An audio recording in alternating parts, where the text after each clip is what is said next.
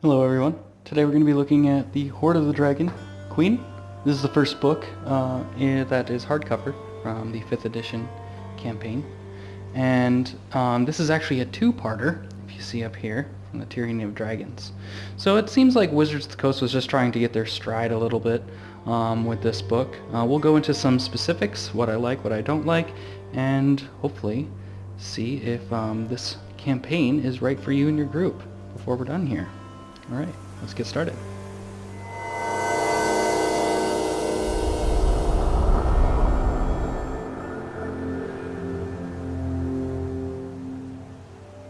First off, this book was designed by Wolfgang Rabar and Steve Winter, and it came out in 2014 along with the sequel. They both came out in the same year.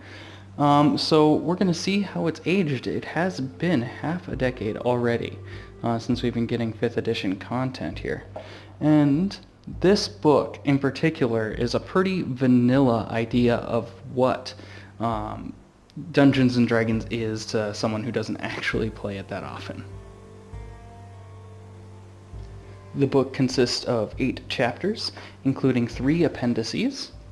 The page texture is different from any of the other books. If you've gotten any recent book within the last few years, it's not this like thick cardstocky feel.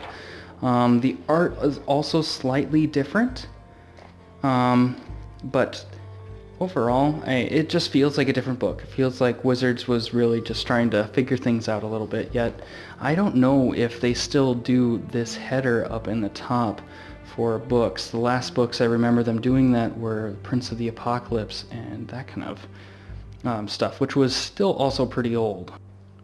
So the story starts with the characters, hold on, let's get to the right page here, with the characters going to Greenest, which is a town that is being attacked by a blue dragon and some raiders. And one thing that's cool about this campaign is as you go through and track down these raiders and figure out what's going on with this secret cult organization, you're traveling up and down this whole Sword Coast. And so that's one area where this campaign is kind of weak though. Once we get to chapter 4, it really slows down. You kind of just glaze through cities on the Sword Coast, and I don't really care for that. But the interesting thing is now that we've had other books released, you can actually incorporate areas like Waterdeep and Baldur's Gate into this campaign as you go up and down the Sword Coast here. There's even a little bit of Neverwinter that factors in, so you could put in some Curse of Strahd if you wanted to. So I feel like over time this book has really benefited from other releases that can just be picked and put into this campaign, and it just kind of makes for this one being kind of an overall good story to put a base world in, where you figure out what your players want to do and you can pick up the other books from there. That includes everything, like I said, Waterdeep, Dungeon of the Mad Mage, Tales from the Yawning Portal, Curse of Strahd, just a bunch of campaigns that you can just put in here. And it's a two-parter too, so it can be a longer series if you want, and this could just be the overarching goal. That's just an interesting take that I thought I would have on it with all the new content that would really solidify up the chapter 4 in this book, which is very slow. The art in this book, it's okay. I kind of like the art from the Curse of Strahd format a little bit more. The maps, as you can see here, they're pretty nice too. It would be really easy to blow something like this up. I'm sure that stuff is online or on D&D Beyond for people to use. But one thing that I thought was interesting, if you guys are playing more combat oriented, you might like the dungeons in this more. Like the Dragon Hatchery, or in the very end, you're in a big giant tower. It's a 4-tier thing here. Let's get that to focus. Come on. Anyway, so there we go. The dungeons are alright, it's a good mix, but like I said, the Hoard of Dragon Queen is pretty much a good mix of everything, kind of basic Dungeons and Dragons, so if anyone's just getting into it for the first time, this would be kind of a good introduction, a stereotypical introduction to be frank, but one nonetheless, and it's for ranges on characters 1 to 7.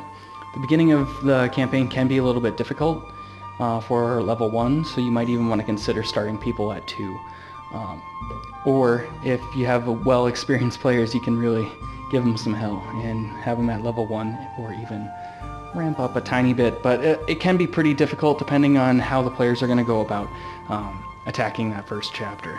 Because if they're going to try and attack that blue dragon, I can guarantee you, you're going to have some frustrated first-time players. So I wouldn't recommend that. But all in all, I think the book has aged a little bit better. As it stands by itself, it's probably